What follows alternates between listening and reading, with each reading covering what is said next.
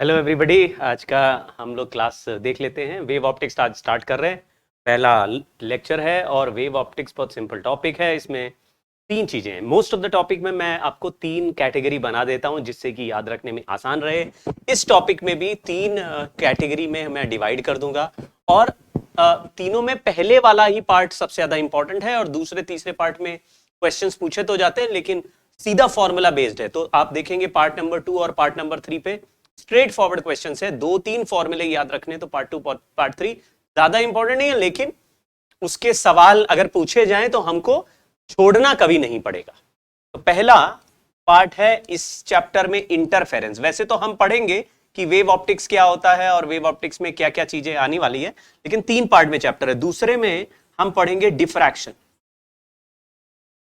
और तीसरा पार्ट है इसका पोलराइजेशन।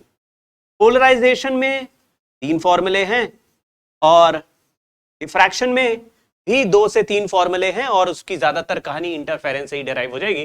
तो हमको ज्यादा दिक्कत नहीं होगी डिफ्रैक्शन करने में। और इसका सवाल अगर आया, बहुत कम आता है लेकिन जब भी आता है तो हमको सॉल्व हो जाना चाहिए। इंटरफेरेंस में ही सबसे ज्यादा कलाकारी है और सबसे ज्यादा केसेस बनते हैं। जेई मेंस और एडवांस दोनों के लिए इंटरफेरेंस इंपॉर्टेंट है। डिफ्रैक्शन एडवांस और पोलराइजेशन एडवांस के पेपर के लिए ज्यादा इंपॉर्टेंट नहीं है, या ये कह दो कि बिल्कुल भी इंपॉर्टेंट नहीं है, क्योंकि आज तक बहुत ही कम, हार्डली कभी कोई क्वेश्चन डिफ्रैक्शन और पोलराइजेशन से पूछा गया है एडवांस में। इंटरफेरेंस और वो भी वाईडीएसई ऐसा लिखा रहेगा आपके उसके सिलेबस देखोगे एडवांस का, तो उसमें लिखा भी रहेगा कि इंटरफेरेंस लिमिटेड टू वाईडीएसई यानी कि यंग्स डबल स्लिट एक्सपेरिमेंट। तो इंटरफेरेंस वाला वाईडीएसई हमको बहुत अच्छे से करके जाना है क्योंकि उसी का सवाल हर साल पूछते हैं। चलिए, वेव ऑप्टिक्स होता क्या है? वेव ऑप्टिक्स में हम ऐसा मत सोचना सर ये दो तरह के नेचर होते हैं लाइट के, एक होता है वेव नेचर, एक होता है पार्टिकल नेचर। तो वेव ऑप्टिक्स मतलब वेव नेचर और पार्टिकल मतलब रे ऑप्टिक्स। ना ना ना, वेव ऑप्टिक्स वेव नेचर तो है लेकिन रे ऑप्टिक्स भी वेव नेचर ही था। यानी कि जो भी कॉन्सेप्ट हम पिछले चैप्टर रे ऑप्टिक्स में पढ़ते आए, चाहे वो रिफ्लेक्शन हो या रिफ्रैक्शन हो, रिफ्लेक्शन हो या रिफ्रैक्शन हो, उसमें सारी की सारी कहानियां वेव नेचर ऑफ लाइट से ही डिफाइन होंगी। तो वेव नेचर ऑफ लाइट में दो चीजें हम पढ़ते हैं वेव नेचर में। रे ऑप्टिक्स भी वेव नेचर का ही पार्ट है। रे ऑप्टिक्स में हमने रिफ्लेक्शन पढ़ लिया और रिफ्रैक्शन पढ़ लिया। अब वेव ऑप्टिक्स भी वेव नेचर का ही पार्ट है, लेकिन वेव ऑप्टिक्स अलग से क्यों पढ़ रहे हैं? वेव ऑप्टिक्स तब पढ़ते हैं जब साइज ऑफ ऑब्स्टिकल बहुत ही छोटा हो एज कंपेयर टू, या बिल्कुल कंपेरेबल हो वेवलेंथ ऑफ लाइट के।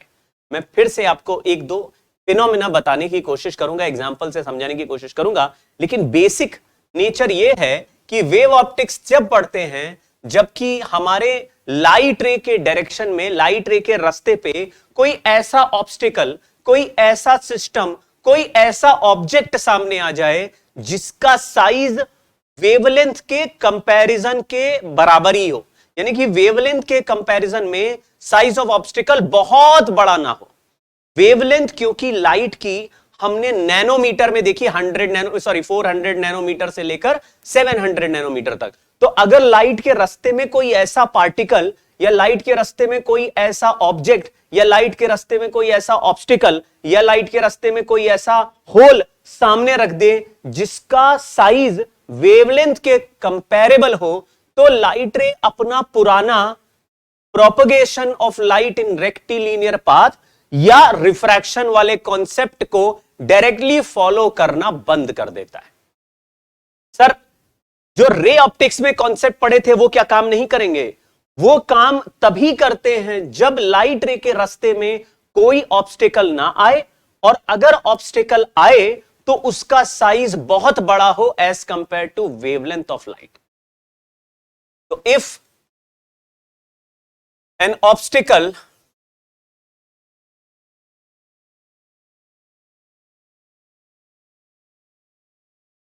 comes along the path of light and size of obstacle is comparable to wavelength of light.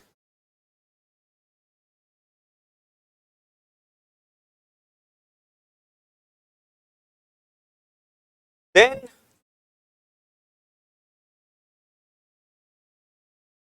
Wave optics is valid.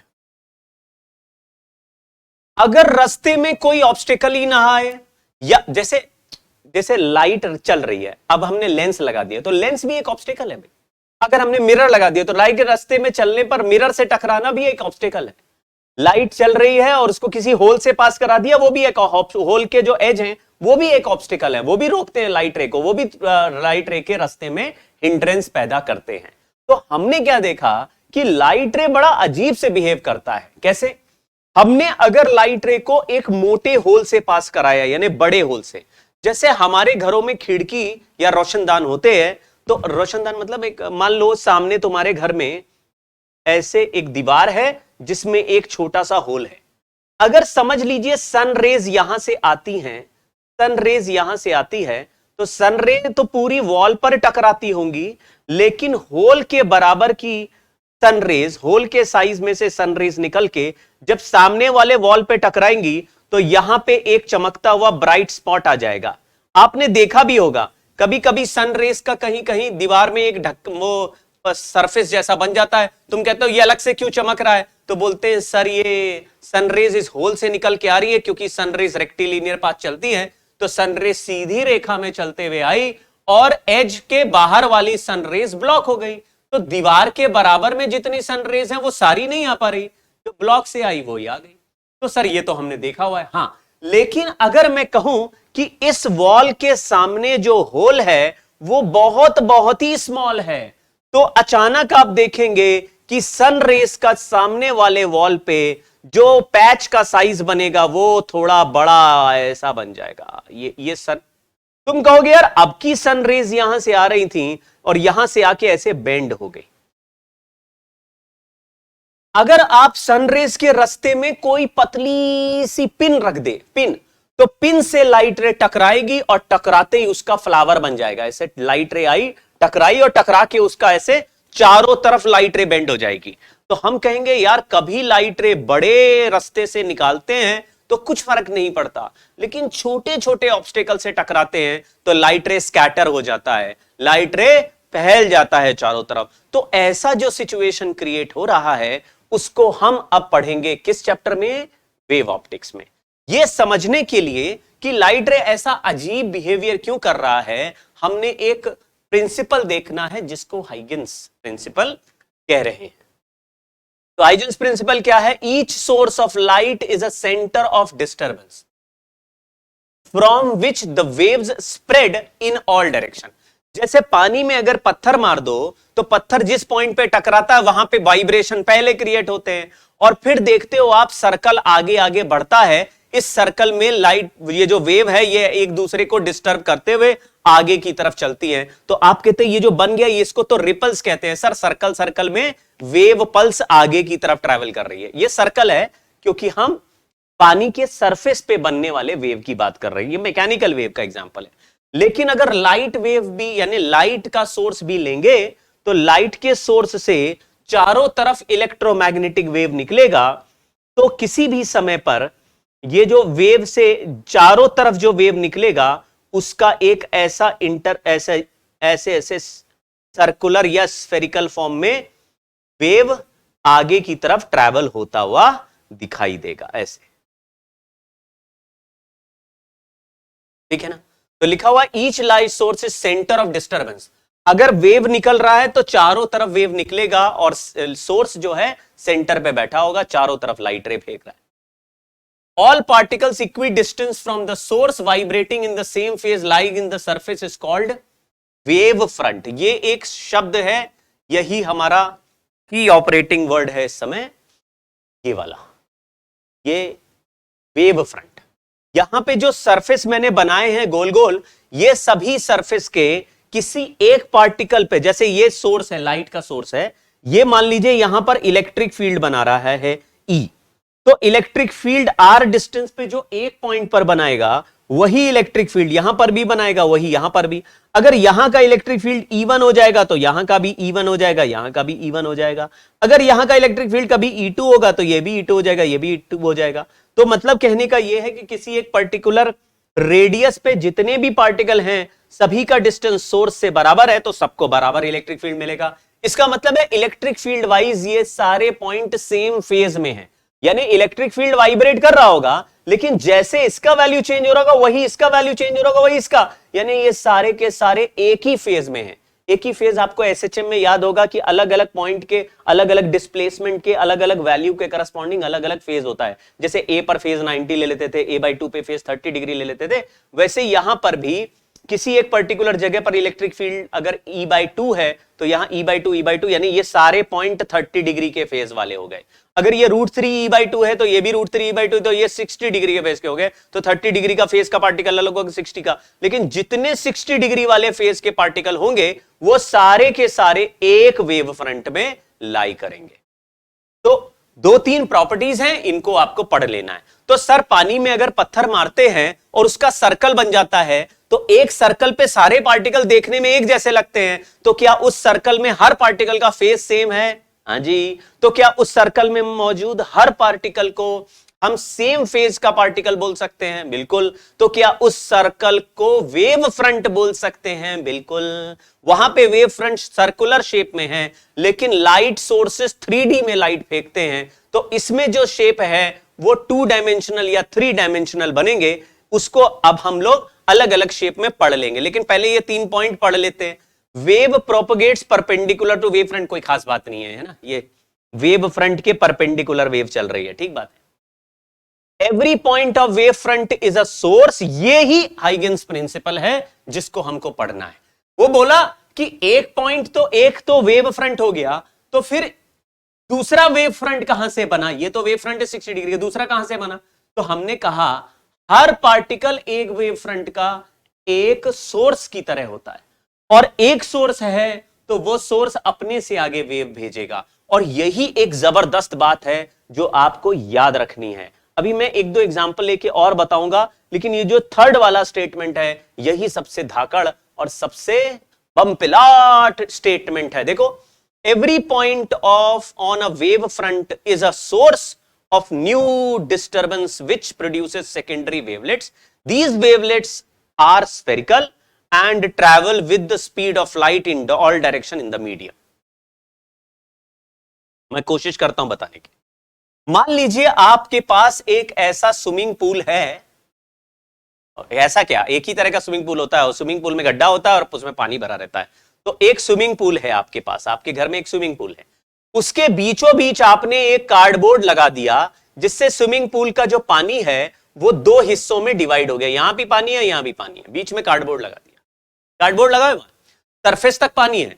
इस सरफेस पे यहां पे एक पत्थर गिराया तो ये सरफेस पे छोटे छोटे रिपल्स बनने लगे, जो रिपल्स ट्रैवल करके आगे जाने लगेंगे, और यहां जो चारों तरफ दीवारें हैं और कार्डबोर्ड है वहां से टकरा टकरा के ये रिपेल भी, मतलब कि ये रिफ्लेक्ट भी होने लगेंगे। तो थोड़ी देर के बाद ये सारे टकराएंगे और टकरा के वापस भी आएंगे। ये सब हम बहुत आसानी से इमेजिन कर सकते हैं कि एक वेव पल्स अगर मैं भेजूं और सामने दीवार हो तो दीवार से टकरा के वेव पल्स वापस भी आने लगती है, तो बीच में खचपच हो जाएगा। हम लोग उसको अलग अलग तरीके से सीख सकते हैं, पढ़ सकते हैं, लेकिन अभी हम उस पर ध्यान नहीं दे रहे। हम कह रहे हैं कि एक तरफ वेव पल्स मारा तो इसको कुछ नहीं मिला, ये वेव पल्स इसी तरफ है, इस तरफ नहीं है, दोनों को बीच में एक हमने बाउंड्री से सेपरेट कर दिया है।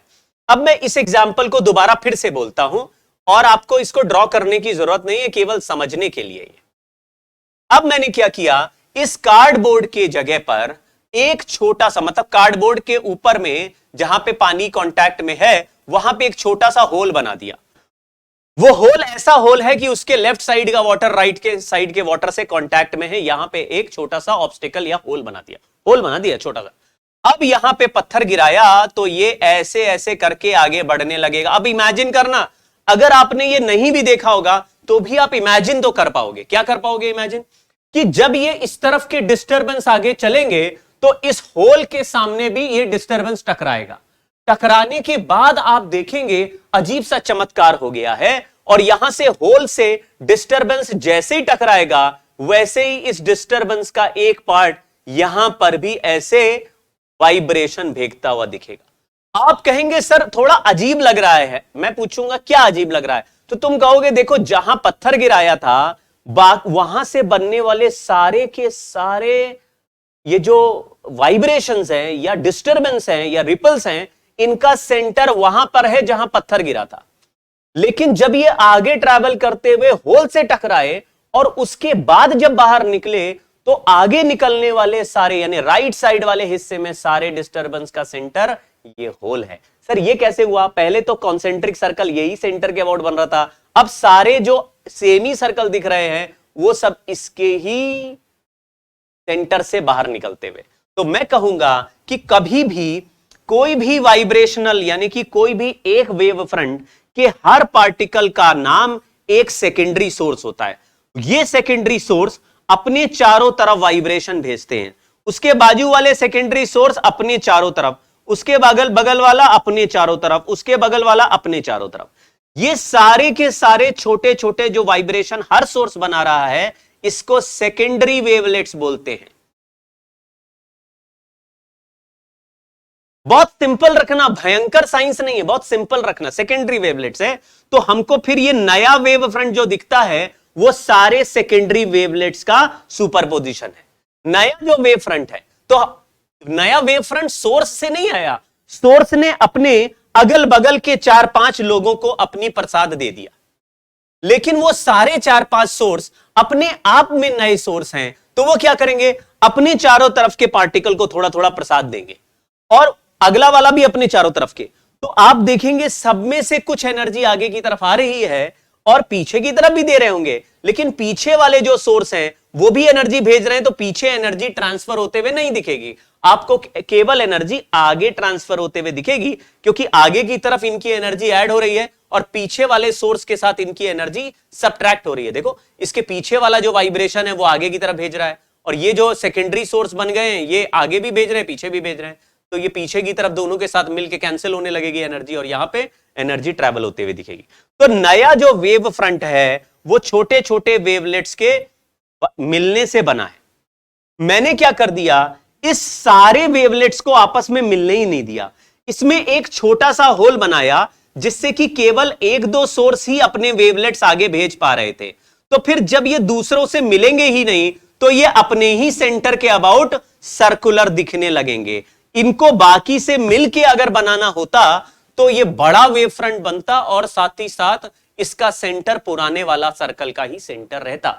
लेकिन अब जब केवल एक ही सोर्स के आगे की तरफ जाने वाले वेवलेट्स को ही जाने दे रहे हैं, बाकी सारे वेवलेट्स को ऐसे ऑब्स्टिकल लगा के मैंने रोक दिया, तो यहां से बाकी जो वेवलेट्स टकराए वो रिफ्लेक्ट हो जाएंगे, बाकी वेवलेट जो टकरा रहे वो रिफ्लेक्ट होने लगेंगे और जो वेवलेट होल से बाहर आया तो एक वेव फ्रंट का एक छोटा सा हिस्सा ऐसे एक ब्लॉक कर दिया मैंने यहां वॉल लगा के, और इस छोटे से हिस्से में जो सोर्स है बस वही सोर्स अपना वाइब्रेशन आगे भेज पा रहा है। तो तुम कहोगे यार एक सोर्स जो वेवफ्रंट में बैठा हुआ था वो सेकेंडरी सोर्स था, वो अपना वेवलेट तो भेज सकता है, बाकी सबके वेवलेट के साथ खुद मिल नहीं सकता, इसलिए अचानक आपको ये वाला देखो, अभी तक जो लाइट रे चल रहा था वो अपने सरफेस के परपेंडिकुलर ऐसे चल रहा था, ऐसे चल रहा था, ऐसे चल रहा था, लेकिन अचानक यहां के बाद लाइट रे इस पॉइंट के चारों तरफ ऐसे फैलता हुआ नजर आएगा।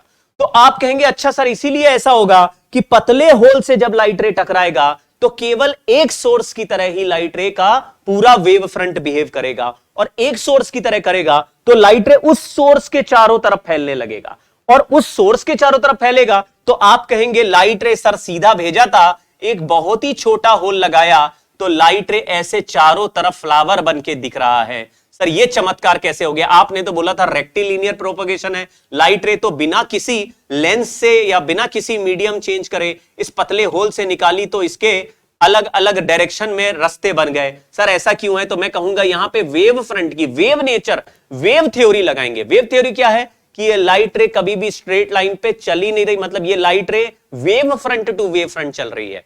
अब पहले इसके हजारों वेव फ्रंट मिला के चल रहे थे तो वो एक दूसरे को मिलके एक लाइट रे को सीधा बना रहे थे, लेकिन अब उस पूरे वेव फ्रंट का एक पॉइंट ही आगे लाइट रे भेज पा रहा है, और एक पॉइंट है तो चारों तरफ फैलता लाइट रे बनाएगा।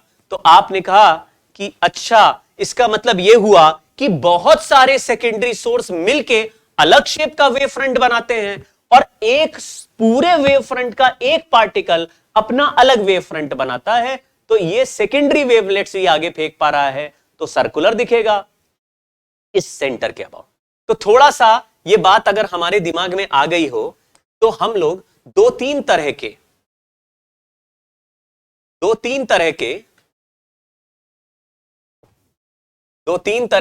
वेव फ्रंट्स की बात कर लेंगे, अगले पेज पे करेंगे, लेकिन यहां पे थोड़ा सा समझ लेते।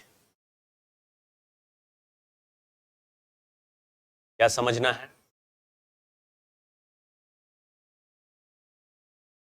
कि अगर हमारे पास एक पॉइंट सोर्स है, तो ये पॉइंट सोर्स का एक वेव फ्रंट है, और ये भी एक और वेव फ्रंट है, ये भी एक और वेव फ्रंट है। इस वेव फ्रंट में जितने भी पार्टिकल्स हैं, सब particle S1, S2, S3, S4, S5, ये सब सेकेंडरी सोर्स हैं। इन सोर्सेस से जो अपने अपने वेवलेट्स बनते हैं या वेव फ्रंट बनते हैं, उसको हम सेकेंडरी वेवलेट्स कहते हैं। और सारे सेकेंडरी वेवलेट्स को मिला के नया वेव फ्रंट बनता है। न्यू बड़ा large wave front will be combination of या superposition of all secondary wavelets. तो जब आप सारा मिला के नया वेव फ्रंट बनाएंगे, तो वो कंबाइंड वेव फ्रंट पूरे इनिशियल सोर्स के सेंटर के हिसाब से चलता दिखाई देगा। Secondary wave front, wavelets. तो नया wave front will be combination of all small wavelets. लेकिन अगर इसको ब्लॉक कर दें, तो कोई एक वेवलेट से पास होने वाला, एक वेवलेट से निकलने वाले लाइट का सेंटर वही सोर्स होगा जहां से वो निकल रहा, वही सेकेंडरी वेवलेट्स का सोर्स होगा, जो उस वेव फ्रंट का छोटा सा हिस्सा होगा। तो अगर एक पार्टिकल से लाइट रे बाहर आने देंगे, तो नया स्फीयर, नया सर्कल बनेगा, नए सर्कल का सेंटर नई जगह पे आ जाएगा। लेकिन अगर सारे वेवलेट्स को मिला दे तो पुराना सर्कल रहेगा। तो आपको थोड़ा ध्यान देना है कि किस हिसाब से हमको वेव फ्रंट दिखाई देने वाला है। तीन तरह के मेन केसेस हैं। अगर पॉइंट सोर्स हो तो स्फेरिकल वेव फ्रंट है, और ये वेव फ्रंट में लाइट रे ऐसे चल रहा है वेव फ्रंट के परपेंडिकुलर। लेकिन आपको पता है कि पॉइंट चार्ज अगर या पॉइंट सोर्स है, तो उसके चारों तरफ स्फेरिकल शेप में इलेक्ट्रिक और मैग्नेटिक फील्ड का आंसर डिस्टेंस रेडियस आर के साथ बिल्कुल एक जैसा चलेगा। तो पॉइंट सोर्स का स्फेरिकल वेव फ्रंट है, स्फेरिकल वेव फ्रंट, ध्यान से देना। पॉइंट सोर्स जहां है वहां स्फेरिकल वेव फ्रंट आपको बनाना है। दूसरा, अगर सोर्स इंफिनिटी पे है या पैरेलल बीम आ रहा है, source at infinity, source at a large distance या इंफिनिटी। सोर्स अगर इंफिनिटी पे है, तो जो वेव फ्रंट होंगे वो चलने के डायरेक्शन के परपेंडिकुलर प्लेन वेव फ्रंट्स बना, प्लेन वेव फ्रंट्स। तीसरा है, अगर लाइन सोर्स है, ट्यूब लाइट जैसा सोर्स है, लाइन सोर्स, तो लाइन सोर्स में सिलिंड्रिकल वेव फ्रंट है। ये बिल्कुल आपको जैसा शेप है उसी के चारों तरफ गॉसियन सरफेस में या गॉस लॉ में जैसे सरफेस बनाते थे, बिल्कुल वही तीन केस है। अगर लाइन चार्ज का इलेक्ट्रिक फील्ड निकालना है तो गॉसियन सरफेस सिलिंड्रिकल होता था, पॉइंट चार्ज या स्फेरिकल का निकालना है तो स्फेरिकल होता था, और अगर किसी यूनिफॉर्म इलेक्ट्रिक फील्ड में चाहिए या फिर हमको प्लेट का इलेक्ट्रिक फील्ड निकालना है, तो इलेक्ट्रिक फील्ड प्लेट के परपेंडिकुलर हो, तो गॉसियन सरफेस भी ऐसे प्लेट के पैरेलल ही बनाते थे, plane wave front, plane wave front. तो ये तीन तरह के वेव फ्रंट हमें याद रखने हैं। अब वेव फ्रंट की थ्योरी में आपको पहले टाइप का सवाल जो एडवांस में पूछा जाता है वो क्या होता है? वो ऐसा सवाल होता है कि आपको एक इनिशियल वेव फ्रंट दे दिया और आपको फाइनल वेव फ्रंट पूछा है कैसा दिखेगा। जैसे कि मैं आपको एक दो एग्जांपल बोलता हूं कि चेंज इन वेव फ्रंट क्या आता है in different examples of reflection and refraction. Change in shape of wave front in ray optics.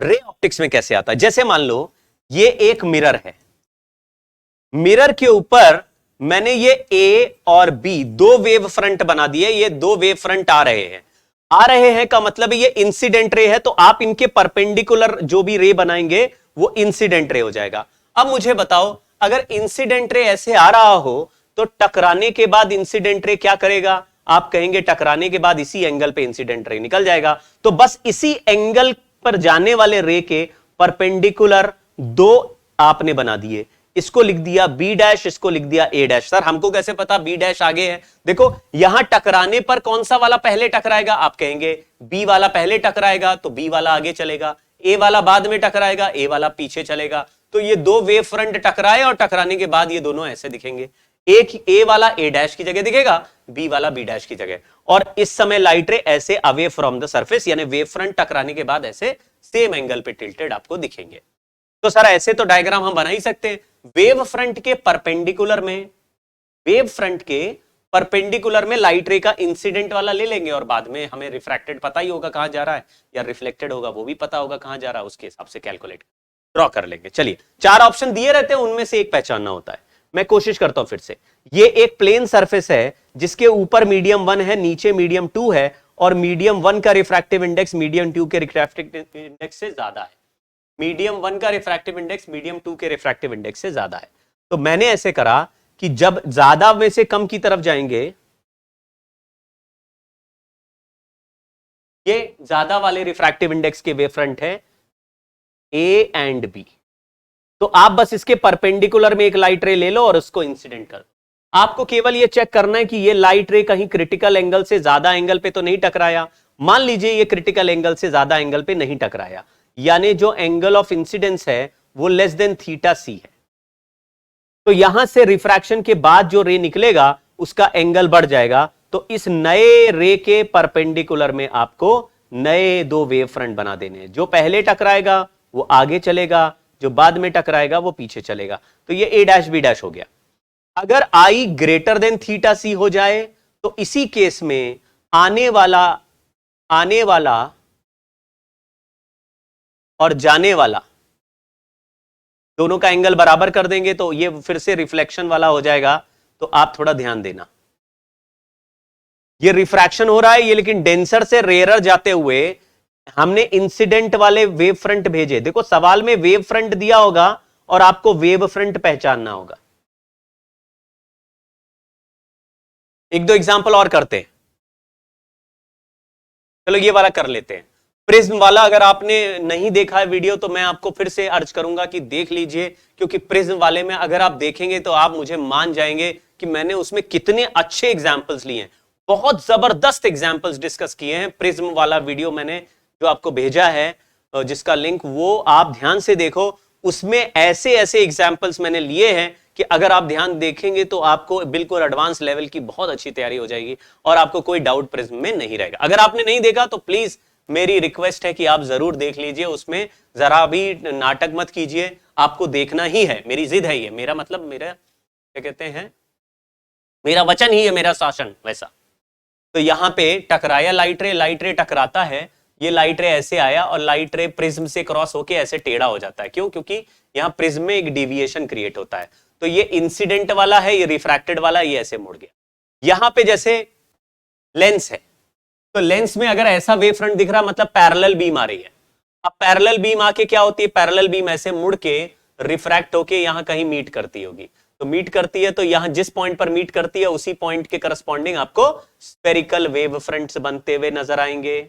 ऐसे ही ये वैसे ही वाला मिरर है जिसको हम स्फेरिकल मिरर कहते थे। तो पैरेलल बीम आई तो टकरा के बेंड हो जाएगी मतलब इसी सेंट जहां पर ये लाइट रे मीट करने वाले हैं उसी पॉइंट के चारों तरफ के रिस्पेक्ट में आपको सर्कुलर वेव फ्रंट या स्फेरिकल वेव फ्रंट दिखेंगे।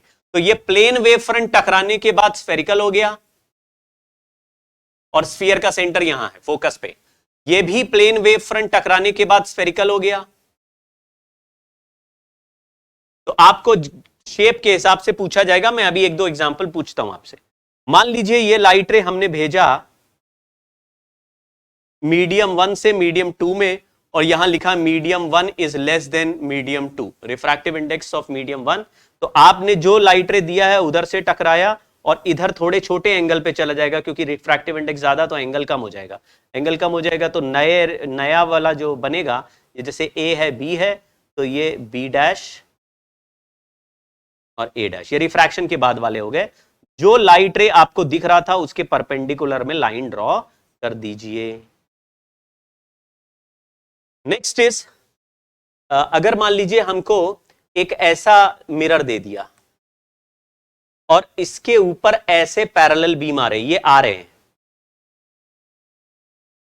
पूछा बताओ रिफ्रैक्शन के बाद कैसा दिखेगा ये तो आप कहेंगे रिफ्रैक्ट पैरेलल बीम आके टकराएगा तो ऐसे बाहर की तरफ जाएगा ऐसे। तो जिस रास्ते पे चल रहा है उसी रास्ते पे ऐसे दो स्फेरिकल, मतलब ये ए है ये बी है तो ये बी डैश है ये ए डैश। सर्कल का सेंटर लेकिन पीछे जो है वो फोकस रहेगा, यहां जो फोकस है उसी के कंसेंट्रिक सर्कल दिखेंगे, इस मिरर के कंसेंट्रिक नहीं दिखेंगे, इस फोकस के कंसेंट्रिक दिखेंगे। मिरर तो यहां सेंटर के कंसेंट्रिक है, ठीक है। अगर हमने एक ऐसा लेंस बनाया जो डाइवर्जिंग लेंस है और इस पे दो भेज दिए ए एंड बी, तो यहां पे ऐसे डाइवर्ज होगा, फोकस पीछे है तो ये ऐसे।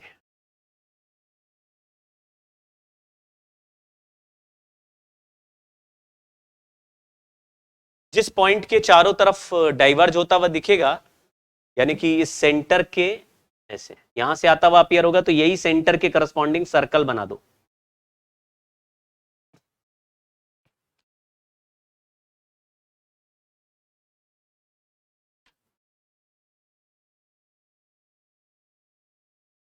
तो रिवर्सिबिलिटी है तो उसका उल्टा भी आराम से ट्रू है।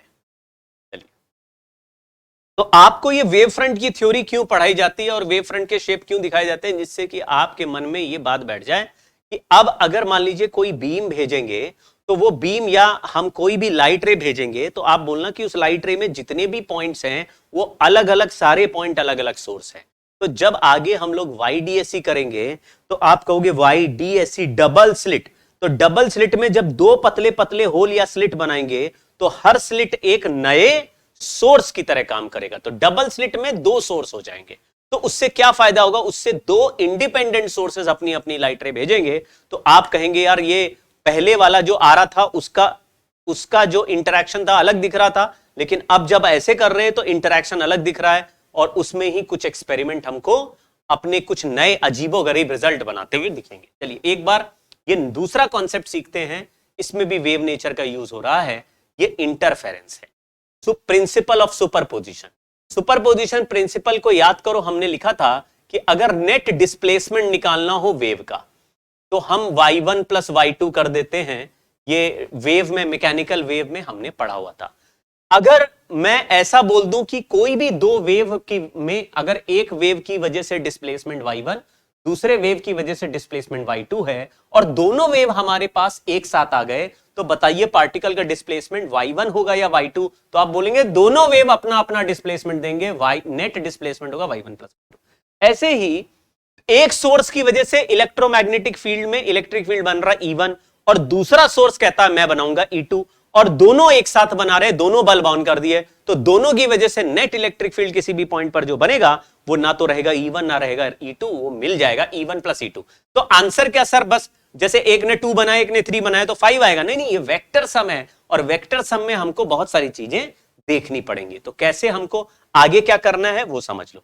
इंटरफेरेंस एक स्पेशल सुपरपोजिशन होता है, यह भी मैंने आपको सिखाया हुआ है, इसलिए इनके रिजल्ट्स डायरेक्टली करेंगे।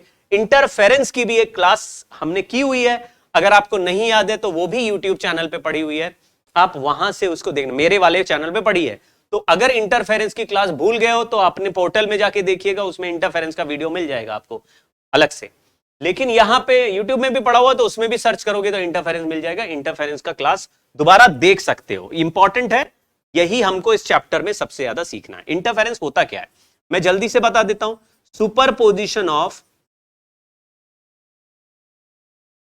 Two waves of same frequency.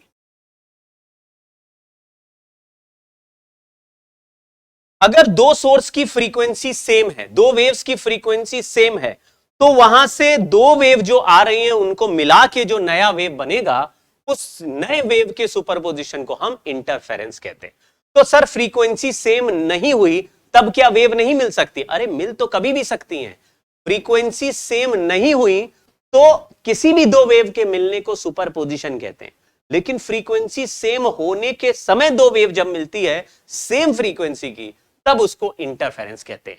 हालांकि इंटरफेरेंस एक जनरल टर्म है जो लोग लूजली सुपरपोजिशन के साथ ही बोल देते हैं, यानी कि वो सुपरपोजिशन वाले शब्द को इंटरफेरेंस की तरह कई बार या इंटरफेरेंस को सुपरपोजिशन की तरह यूज करते हैं, क्योंकि ये लूज लीड टॉक्ड ऐसे तरीके होते हैं। हालांकि साइंटिफिकली हम बोलते हैं अगर वेव का फ्रीक्वेंसी सेम है तभी इंटरफेरेंस कराना चाहिए, इंटरफेरेंस तभी बोलना चाहिए। लेकिन कभी कोई बोल ही दे तो ऐसे जान नहीं ले लेनी है। उसने बोला देखो दो वेव आ रही हैं और उनका इंटरफेरेंस हो रहा है, तो आपको ये मानना है कि फ्रीक्वेंसी सेम है। अगर फ्रीक्वेंसी सेम भी नहीं तब भी बोल दिया तो ऐसे बहुत नाराजगी वाली बात नहीं है। लूजली ये दोनों वर्ड एक दूसरे को कॉम्पनसेट करते हैं, बट हमारे लिए interference is a concept when superposition is done between two waves of same frequency। अब ऐसे में हमने आपको यह सिखाया था कि अगर एक वेव साइन फंक्शन है, यानी कि एक wave a1 sine kx minus omega t ऐसा है और दूसरा wave a2 sine kx minus omega t plus phi है, तो आपको मैंने सिखाया था कि अब जब वेव दो ऐसे मिलेंगे तो ये भी एक्स एक्सिस में चल रहा है, ये भी एक्स एक्सिस में चल रहा है, और ये दोनों के बीच में फेज डिफरेंस है। इंपॉर्टेंट ये नहीं है कि दोनों सेम डायरेक्शन में चल रहे हैं, इंपॉर्टेंट ये है कि इनके बीच में फेज डिफरेंस फाई है।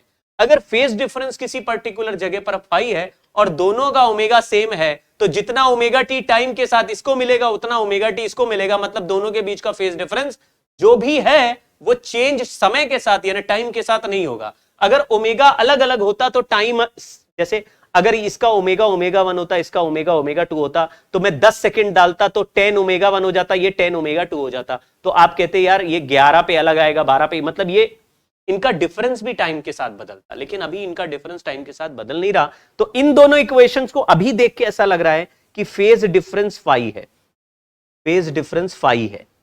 ये फेज डिफरेंस एक्स अलग होने से भी आ सकता है, टाइम के अलग होने से भी आ सकता है, और इनिशियल कोई एक्स्ट्रा फेज डिफरेंस भी आ सकता है। तो वही हम पढ़ेंगे कि क्यों आता है फेज डिफरेंस आगे चल के।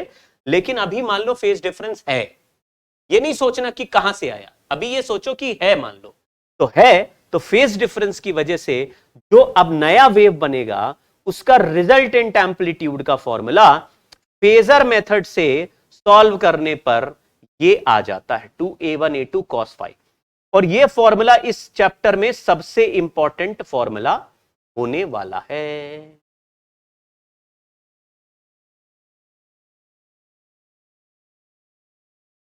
A resultant is a1 square plus a2 square plus 2a1 e2 cos phi। यहां पे इंटेंसिटी का भी एक फॉर्मूला है, और इंटेंसिटी का फॉर्मूला क्या है? I1 plus I2 plus 2 root I1 I2 cos phi। Intensity का भी ये फॉर्मूला हमने डेराइव करा हुआ है, लेकिन इस फॉर्मूले को हम कहते हैं फेजर मेथड। ये एसी में भी पढ़ा है और वेव में भी। इसी में अगर ए स्क्वायर को I1 और A2 स्क्वायर को I2 लिख दूं, यानी I proportional to A square लिख दूं, तो ये सेकंड फॉर्मूला भी आ जाएगा। डायरेक्ट फॉर्मूले को ही पकड़ना है हमको, ज्यादा नहीं सोचना है। तीसरी बात है, चलिए एक एग्जांपल करते हैं। लिखा हुआ है y1 is equal to 3 sine omega t, sine omega t, फिर यहां लिखा कॉस ओमेगा टी, यानी फेज डिफरेंस हो गया पाई बाई 2।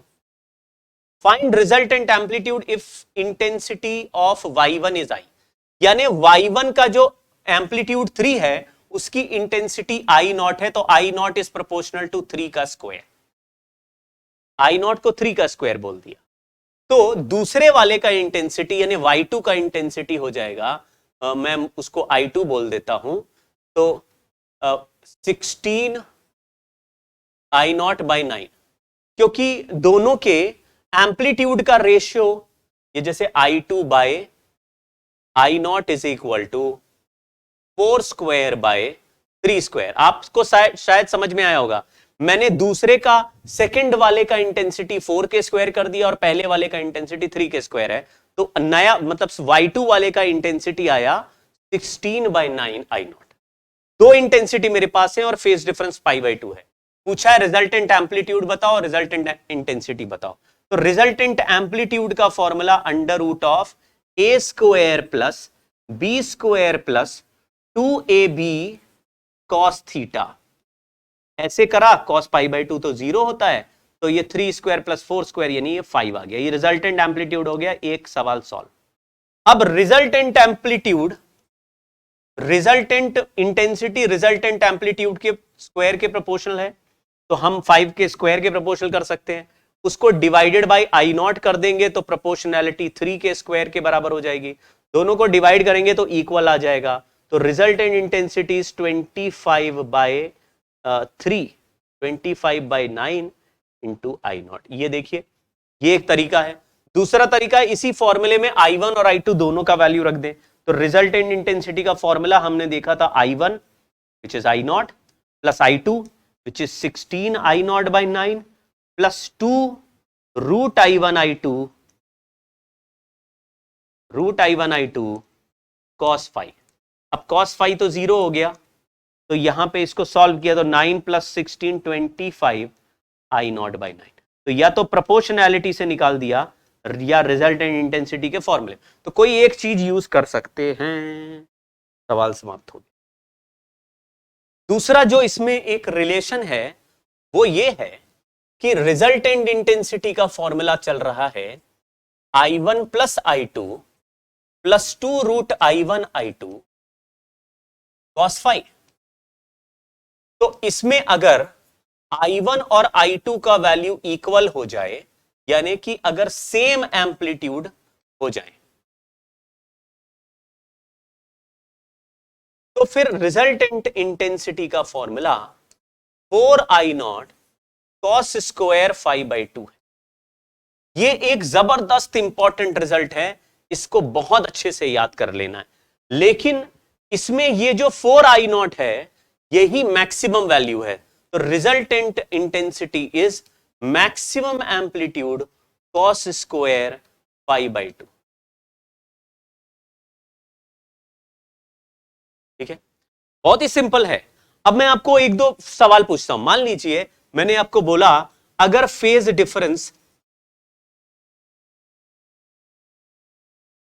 π/3 है तो फिर रिजल्टेंट इंटेंसिटी क्या होगी? तो आप बोलेंगे resultant intensity is I max cos square π/6।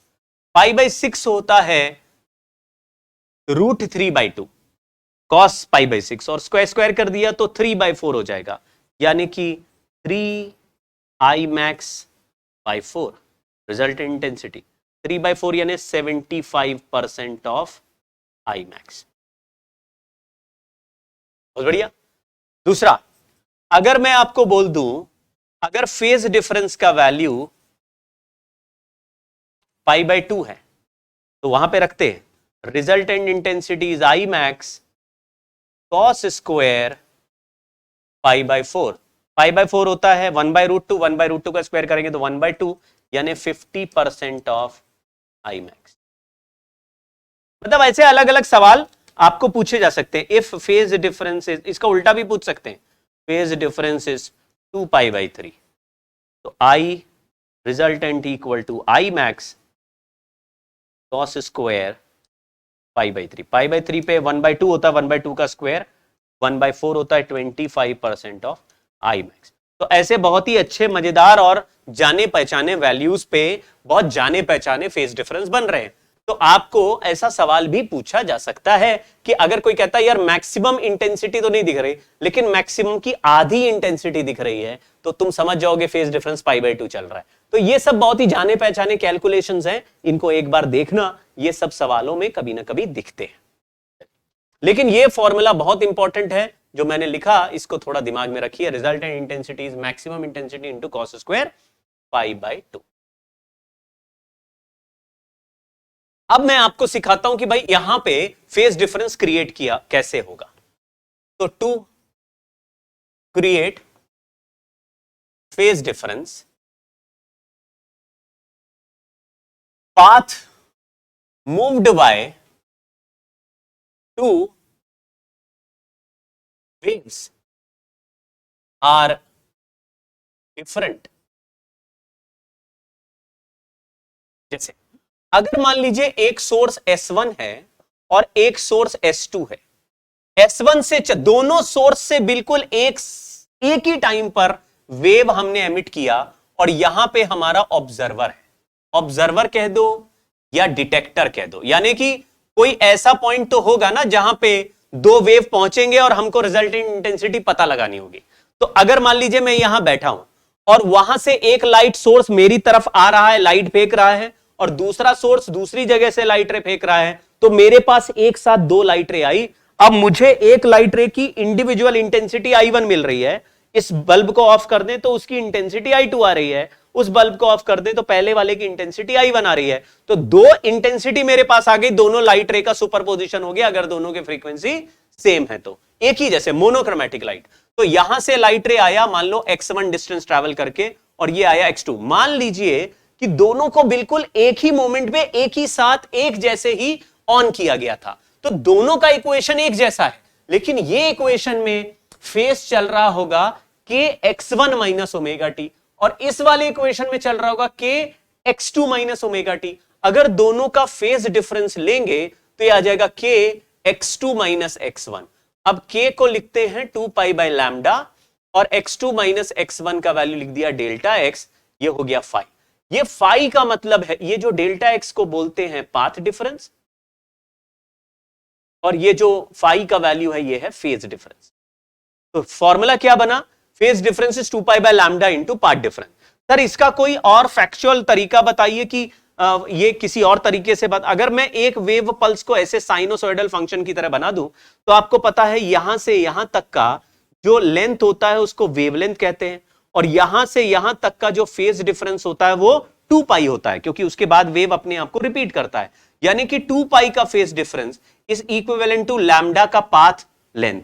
ये पाथ है, ये फेज है, तो फेज 2 पाई इस लैम्डा पाथ के बराबर। यानी अगर किसी वेवलेंथ का वैल्यू 200 नैनोमीटर है, इसका मतलब है उस वेव के रास्ते में 200 नैनोमीटर डिस्टेंस आगे जाओगे तो वेव, ये दोनों पॉइंट के बीच का फेज डिफरेंस 2 पाई से चेंज हो जाएगा।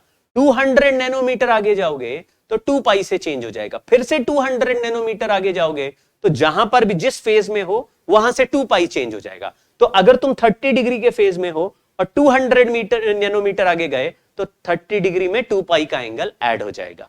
वैसे ही आपको बोलना है phase difference 2 pi is equivalent to lambda का पाथ डिफरेंस। तो मैं इसका फेज डिफरेंस कैलकुलेट करूं किसी भी डेल्टा एक्स का। मान लीजिए दो वेव पल्स चल रहे हैं, ये x1 चल रहा है, ये x2 चल रहा है, तो ये इतना पार्ट एक्स्ट्रा चल रहा है, तो ये पार्ट कितने वेवलेंथ के इक्विवेलेंट है ये हमें अगर पता लगाना है तो इस पाथ डिफरेंस को मैंने डेल्टा एक्स बोला और फिर यूनिटरी मेथड लगाया। कैसे लगाया, मैंने बोला लैम्डा का जो पाथ है वो 2 पाई के बराबर होता है। 2 पाई फेज, लैम्डा का path is equivalent to 2 pi phase, तो यूनिट लेंथ का पाथ कितने फेज के बराबर हुआ, 2 पाई बाय लैम्डा के। तो डेल्टा एक्स लेंथ का पार्ट कितने फेज के बराबर हुआ, तो phase of delta x is 2 pi by lambda into delta x. हाँ सर ये तो समझ में आ रहा थोड़ा थोड़ा कि ये हमको ये समझ में आ गया। जैसे मैंने बोला मान लीजिए किसी वेव का वेवलेंथ 300 नैनोमीटर है, यानी अगर उस वेव के रास्ते में 300 नैनोमीटर आगे या पीछे चले जाओ किसी भी पॉइंट से तो फेज में चेंज 2 पाई का आ जाएगा। तो सर अगर मैं केवल 100 नैनोमीटर आगे जाऊं तो मैं कह रहा हूं यार अजीब लल्लू हो, 300 नैनोमीटर चलोगे तो 2 पाई का फेज डिफरेंस आएगा। अगर 300 की बजाय 100 नैनोमीटर चलोगे तो 1/3 चलोगे तो फेज डिफरेंस, जैसे लैम्डा बाई 3 चलोगे तो फेज डिफरेंस भी 2 पाई बाई 3 होगा। इसका मतलब है पाथ को फेज में और फेज को पाथ में कन्वर्ट करने के लिए अगर लैम्डा हटाते हो, लैम्डा हटाओ, लैम्डा हटाओ 2 पाई लगाओ तो क्या बन जाएगा, पाथ कन्वर्ट होके फेज बन जाएगा। अब फेज से पाथ बनाना है तो 2 पाई हटाओ या पाई हटाओ और लैम्डा बाई 2 लगाओ, पाई हटाओ, लैम्डा बाई 2 लगाओ। पाई हटाओ, अभी तो सर 2 पाई बोलते थे। अरे समझ लो ना यार, लैम्डा 2 पाई के बराबर है तो पाई तो लैम्डा बाई 2 के ही बराबर है ना। तो कोई कहता है मैंने जो फेज चेंज करना है, फेज चेंज करना है वो 3.8 पाई चेंज करना है, 3.8 पाई का फेज चेंज करना है। तो कितना डिस्टेंस ट्रैवल करना पड़ेगा?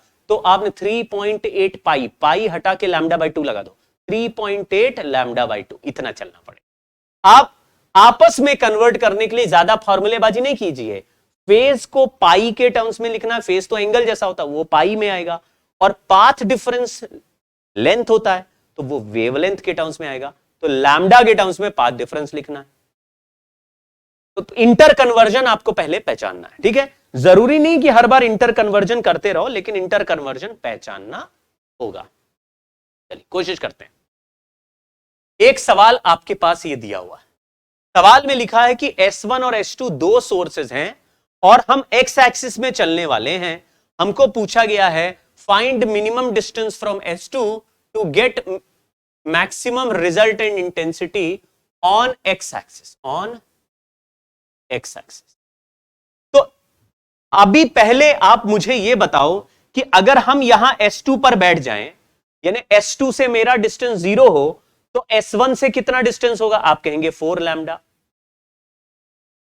अच्छा इसको अभी करते हैं यार, है ना, ये सवाल पहले आ गया। मैक्सिमम का मतलब है कुछ इंटरफेरेंस की कंडीशन तो लगानी पड़ेगी, कंस्ट्रक्टिव डिस्ट्रक्टिव बनाना पड़ेगा। तो अभी इसके बाद करते हैं कंस्ट्रक्टिव डिस्ट्रक्टिव, ऑन एक कंस्ट्रक्टिव डिस्ट्रक्टिव के बाद मैं बताता हूं।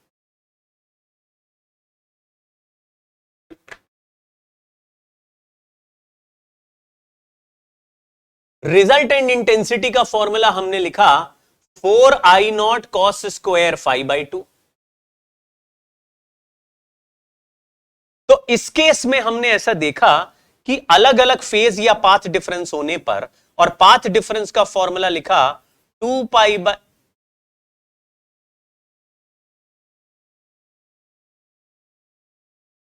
फेज डिफरेंस का फॉर्मूला हमने लिखा 2 pi by lambda into path difference.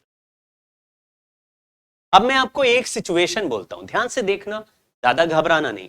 मैंने बोला मान लो कि एक सोर्स S1 है और एक सोर्स S2 है और यहां डिटेक्टर लगा है। डिटेक्टर से S1 का डिस्टेंस, डिटेक्टर से S1 का डिस्टेंस 5.8 लैम्डा है। कितना है? 5.8 लैम्डा। और डिटेक्टर से S2 का डिस्टेंस 6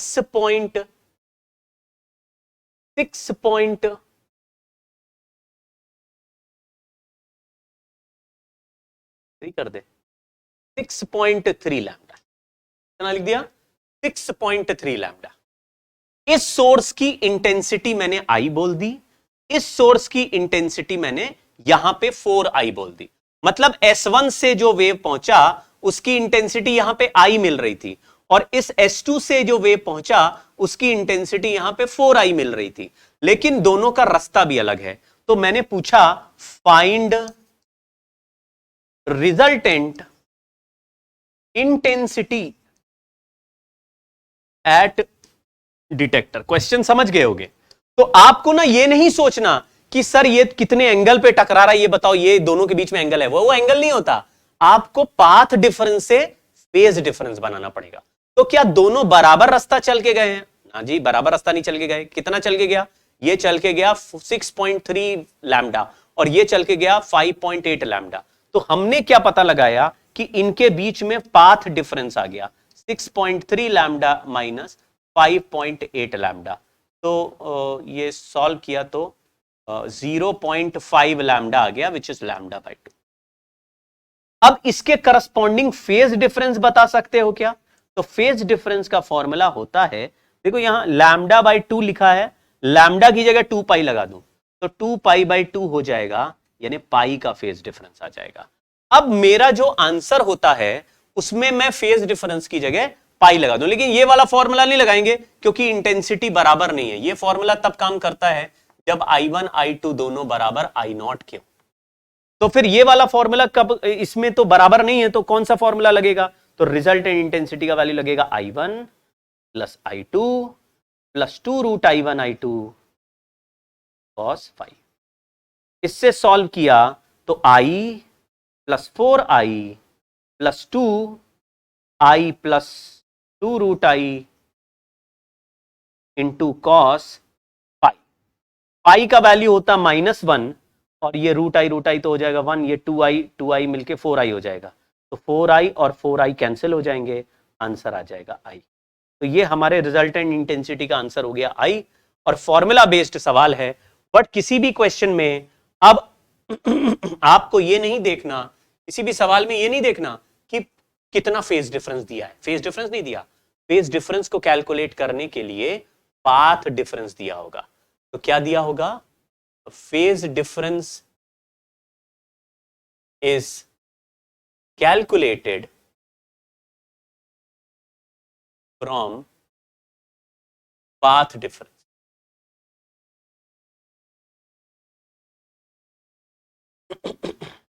ठीक है, तो आपको बेसिक स्ट्रक्चर इन कहानियों का पता थोड़ा सा चल गया कि इंटरफेरेंस के जो सवाल या जो में न्यूमेरिकल्स हमको दिखेंगे उसमें कहीं एक जगह पर मुझे रिजल्टेंट इंटेंसिटी निकालनी है।